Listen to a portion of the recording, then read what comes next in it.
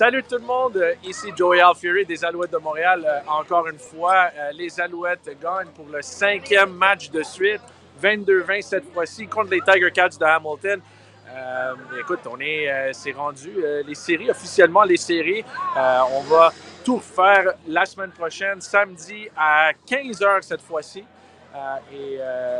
Oui, c'est ça. Donc, les Alouettes gagnent pour la 11e fois cette saison. 11 matchs en 2023. C'est la première fois depuis 2012 qu'on gagne au moins 11 matchs. Mark Trestman était l'entraîneur-chef cette dernière fois. Oui, donc une grosse saison. Écoute, les experts n'avaient pas cette équipe-là en deuxième place. Certainement, ils ne les avaient pas avec 11 victoires à la fin de l'année. Donc, toute une belle saison pour les Alouettes. Et là, il faut continuer de bâtir. Il faut connaître un autre gros match la semaine prochaine. Évidemment, si vous n'avez pas vos billets, visitez le goalsgo.com. Pour cela, on s'excuse pour être un peu en retard. On a eu des problèmes techniques, comme vous pouvez constater. J'ai pas de micro. On va essayer de parler plus fort. You can come over this way. Microphone doesn't work, so I need you to talk loud, okay? Okay. All right, on a Darnell Sankey qui est avec nous. So, 11 wins, man. I know you came midway through the year, but to get to that number, to finish off with 5 wins in a row, like, how does that feel going into the playoffs? Man, that's a great feeling, man. You know, we want to come into every game trying to win. You know, of course, some people looked at this game as kind of like a meaningless game. You know, we're already locked in, but we want to win every game. You know, every single time we're on the field, as a defense and as an offense, we want to execute the game plan and we want to dominate. You know, we let up too many points tonight. We got the win, but there's definitely some things we need to look at and correct. Yeah, I think it was you guys gave up 1 first down in the first half and like 69 total yards or whatever it was, which is ridiculous. But did you expect to play the whole? I mean, you guys played not the whole way, but I mean, you played pretty much the whole game. I mean, you guys went through, yeah. I mean, but our coaches did a good job of preparing us in the week. They had told us, hey, be ready to go. If you come out, you come out. If you don't, you don't. So at halftime, they came in and said, hey, get ready to go the whole game. So it is what it is. We're professional athletes. So.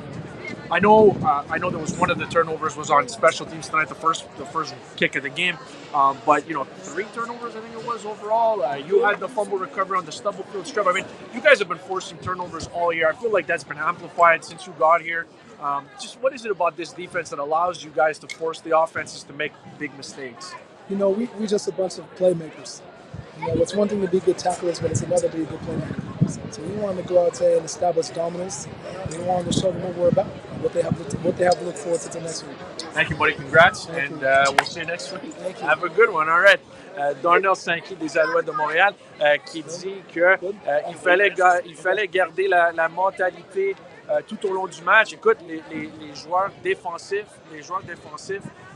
ont joué, les partants ont joué tout le long, ont joué tout le match.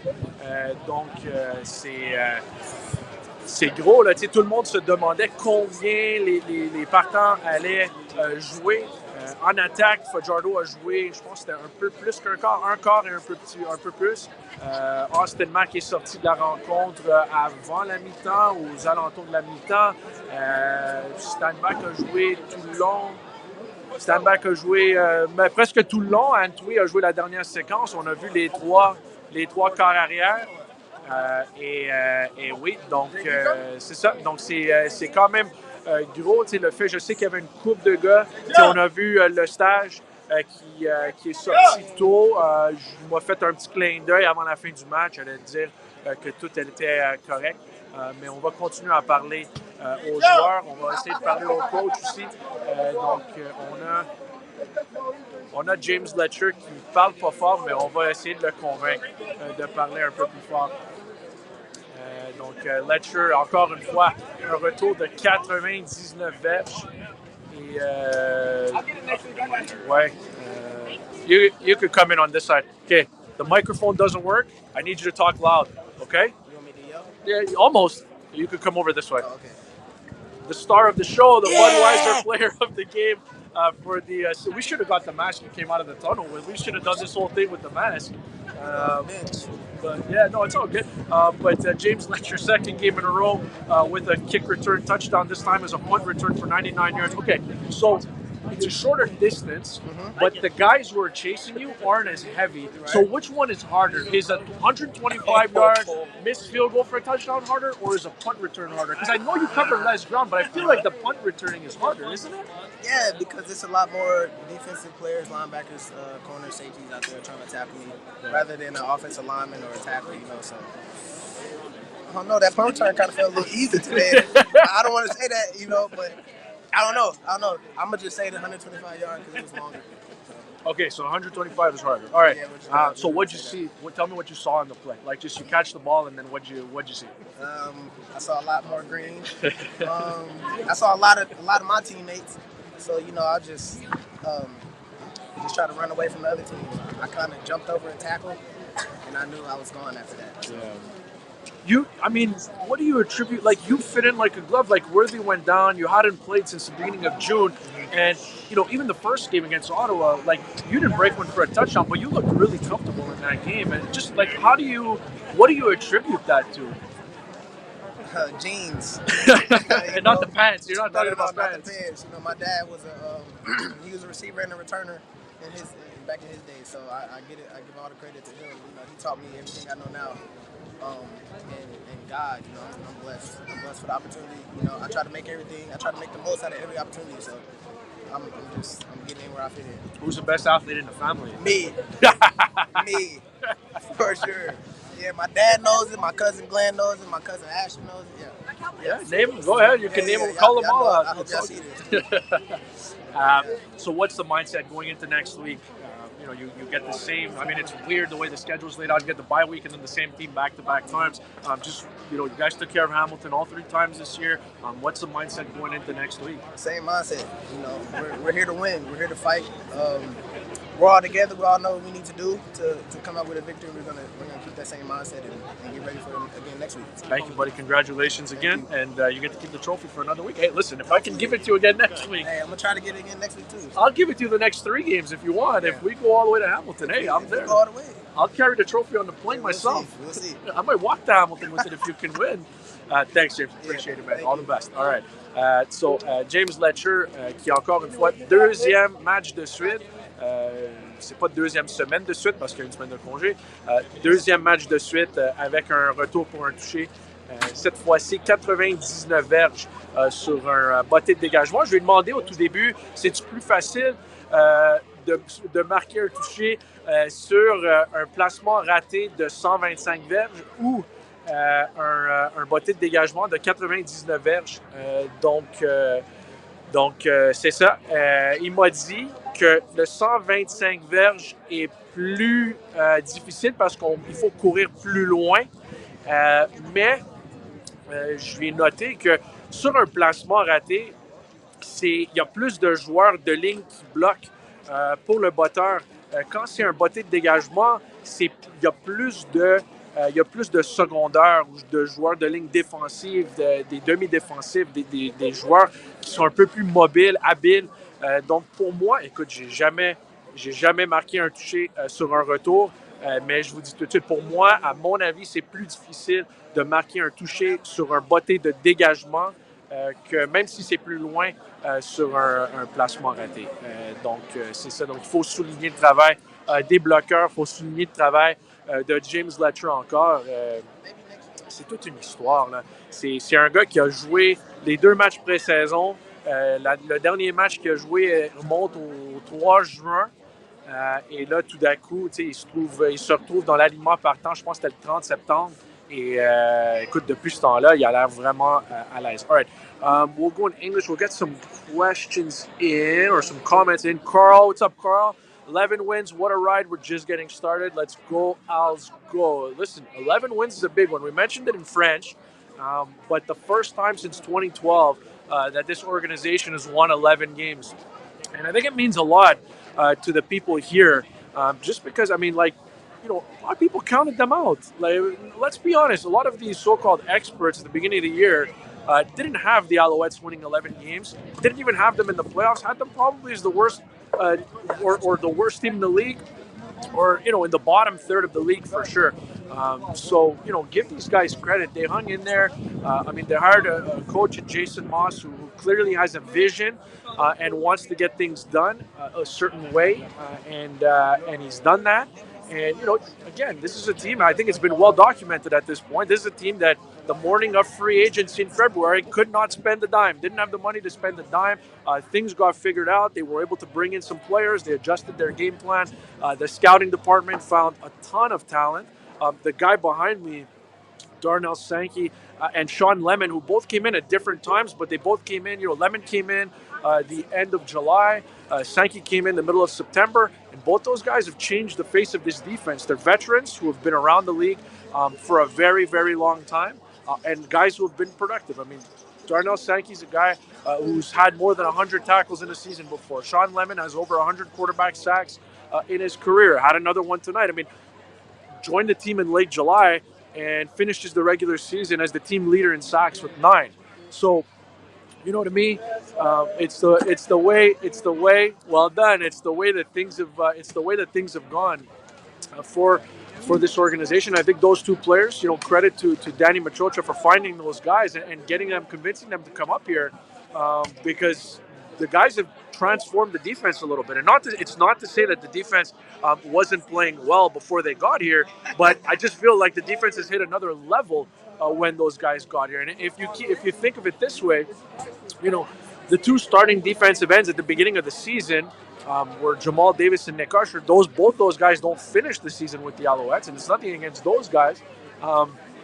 But yeah, it's one of those situations where you've got Lowell Ugwak and you've got Sean Lemon, and I think it's just a change of scenery for the other guys. Davis ended up in Hamilton, and Nick Usher. We wish them all the best in BC, but I think just for Montreal, they needed maybe just a refresher. And Ugwak and Sean Lemon have both been excellent. So that's helped change the defense quite a bit as well. Sébastien, est-ce que tu sais si le stage va être guéri pour la prochaine game? Écoute, évidemment, on n'a pas encore parlé au coach, donc on ne sait pas. Il m'a fait un petit clin d'œil sur les lignes de côté après la game, donc j'imagine que tout est correct, j'imagine que ça va aller, mais évidemment, il va falloir voir côté pratique cette semaine, s'il est en mesure de jouer, de pratiquer ou pas. S'il peut pas pratiquer, il va falloir prendre une décision la semaine prochaine, mais c'est sûr que c'est quand même un gros morceau. Okay, the microphone doesn't work, Coach, so I need you to talk loud if you can. We'll just have you come this way. Yep. I know it's right after the game. Everyone's asking, do you have any update on anybody, or are we just going to wait and see? Just going to have to wait and see. Okay. We're less than an hour after the game.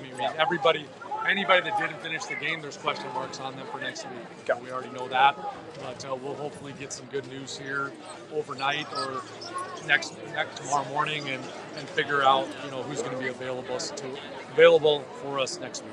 Look, I know the playoffs get going now, and that's all you're focused on. But when you sit back and look on it, Coach, this is a team that a lot of people counted out at the beginning of the season. You guys finished the regular season with 11 wins. How much does that number mean to you? Well, it means a lot. When I think about it, from where we started at the beginning of the year when I was hired, and with the vision Danny and I talked about having a locker room that was, fun to be a part of, an organization that everyone was, pulling the right way, the same way, with like-minded people and individuals that worked hard and cared about one another. I wasn't one of those people that didn't think we could win this year. Neither did I. I was one of those guys that believed, but I'm a true optimist at heart. So, it doesn't surprise me what we've done this year, but I am very proud of it because it isn't easy. It's not easy to win this league. Obviously, 11 wins hasn't been done here for quite some time.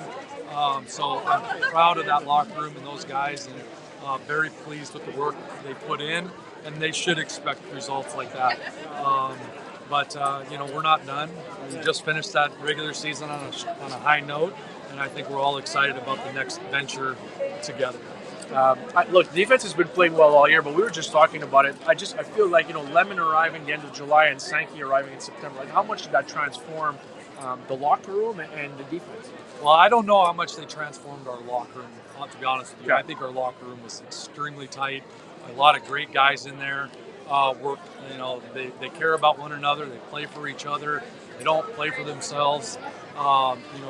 We represent Montreal, Quebec, the 4-2-5 that we always talk about. So there's no selfish individuals in that locker room. So what they brought to our locker room, though, was leadership and guys that have been there and done it at a high level. And so they added to our ability that we talked about through our grade 8 stuff. Ability, toughness, and effort those three bring on a day-to-day basis is right up what we have.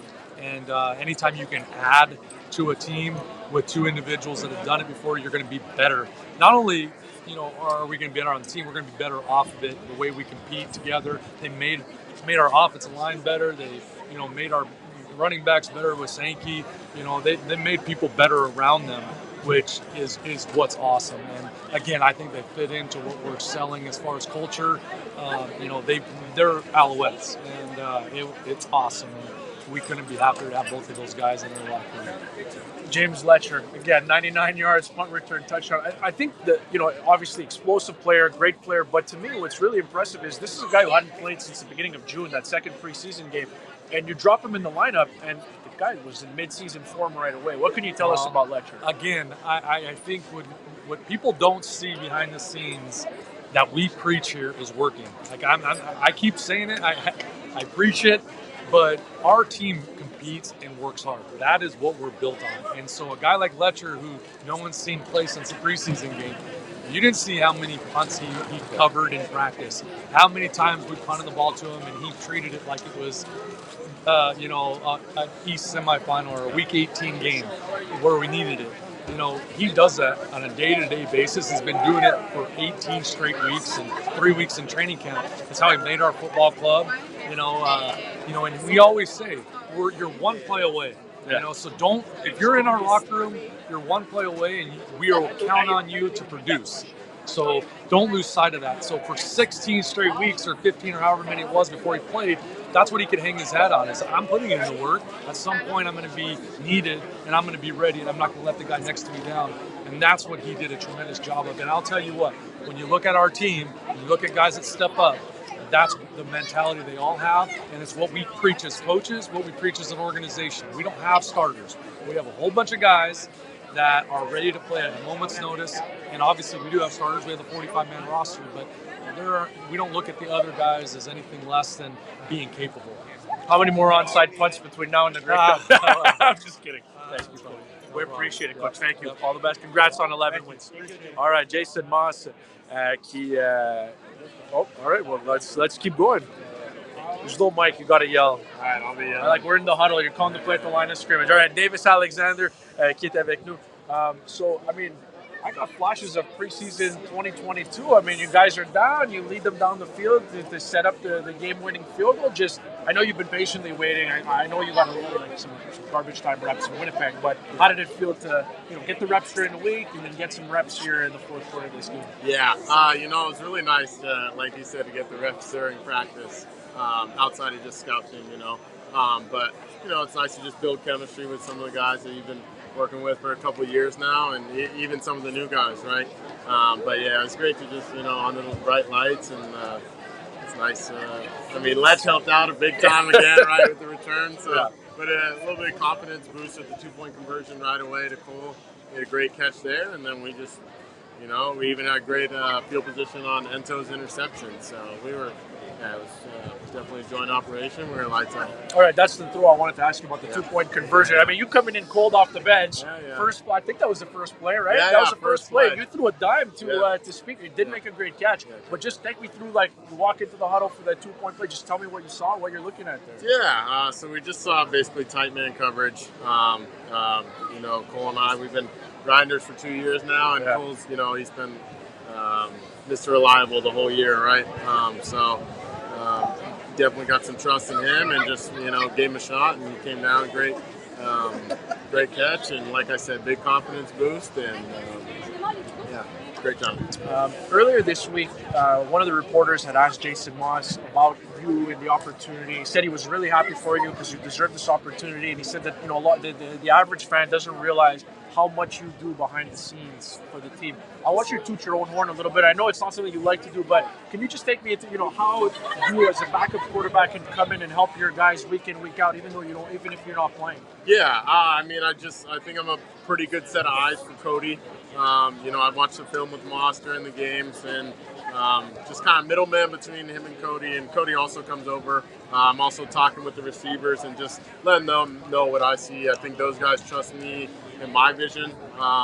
It's honestly helped me just learn the offense more and more. And that I just feel like I got a good relationship with a lot of guys on the team, so I can talk to them harshly if need be. But I also think just guys seem to respect my opinion. Who was the last guy you spoke harshly to? I'm just kidding. Congratulations on the win. We're happy. I think a lot of people in the comments happy to see you play. Yes, all the best in playoffs, yes, all right? Sir. Let's do Davis it. Alexander of the Montreal Alouettes, kind enough to do it. All right, let's talk to the Rookie of the Year in the CFL for 2023. I have no microphone, so I just need you to talk a little bit louder, okay? Reggie Stubblefield this year. I don't know, man. Like, every time I look up and there's a loose ball in the ground, like 35 is always around the ball. You forced another fumble here tonight. Just can you talk to me about your journey this season and getting cut at the end of training camp and coming back and just becoming a guy who, in a lot of people's opinion, should be the Rookie of the Year this year? Long journey. A lot of emotions up and down, but I kept my faith. I kept working. That was the main thing.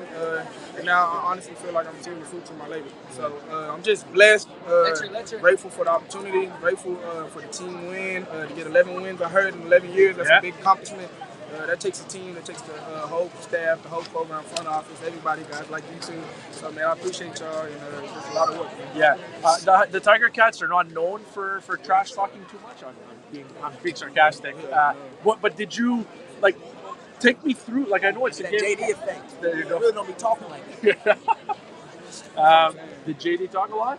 I didn't see. Did JD play tonight? I don't know. I didn't see. Oh, no. I love you, JD. I'm just asking. But just talk to me about it's a game that means nothing in the standings, but how much of the table did you guys set? Physically, and just getting after them getting after you for next week. Yeah, we got to set the standard, and at the end of the day, we always want to treat every game the same. And the biggest thing is winning at home, no matter what. These fans, everybody comes out, pay their money, and they do so much to come watch us play. So we got to give them a show. As far as the trash talking, I didn't understand it for what. They haven't did it all year, so why you want to act different now? But it's cool, man. Blessed, and man, thank the fans. So you guys going to the playoffs, you won 5 games in a row, 11 wins we talked about. Where's the confidence at? How are you guys feeling going into the playoffs now? Yeah, we feel like we can't be stopped, honestly. Confidence is high, especially for the defense, man. I know the offense, the special teams, feeling the same way. As long as we play our ball, we play our game, man, nobody can stop us. And we plan on getting to that Grey Cup. We're taking one game at a time. All right, just the last one. Can you talk about this guy behind you? 89, just another punt return for a touchdown. It's 2 games in a row where he scored a touchdown. What has he brought to the team? And just talk about his attitude all year, waiting on principal. Another guy who had to be patient, just like yourself. Yeah, man. Me and Lex kind of got a similar story, but honestly, I got in early, but he just, man, kept his head down like Sneed, and they just kept working every single day, dog. And like I tell him all the time in the game, if nobody's gonna go score, I know he will. So I tell him every time, man, go put it in the end zone, man, go do it for us. So, man, gotta give him a lot of props. Because without him, the energy, the happiness, his emotions, his dancing, his energy, you can feel it all the time. So, man, I'm proud of him. Thankful for guys like him, and man, it's a good team win. The media, fans, voters are watching. Convince these people to vote for you for Rookie of the Year. Give me your best sales job. Let's go. Man, at the end of the day, I came in from a guy who was being cut, and I played multiple positions all over the defense from the beginning of the year to the end. And I didn't give up a lot. No touchdowns all year. Multiple targets. I have the highest grade out of all DBs in the league. Man, it's just a blessing for a guy like me as a rookie, man, to have so many run stops, tackles, quarterback kicks, quarterback pressures, interceptions, forced fumbles. Man, I just really wish I could vote for me, man. It means a lot, and it's something I've always been working for. I always want to be Alouette, so thank you. Thank you, buddy. Thanks for stopping by. Congrats. All the best next week, okay? Reggie Stubblefield, qui, à mon avis, devrait être la recrue de l'année. dans la Ligue canadienne de football. Un gars qui a été retranché après le deuxième match pré-saison, qui est revenu après une blessure à Deontay Evans et qui, écoute, il l'a mentionné, il n'a accordé aucun touché en couverture cette saison. Donc, c'est un gars qui a joué 3 positions différentes. On l'a utilisé comme demi de coin, on l'a utilisé comme demi défensif. Là, il est secondaire du côté large du terrain.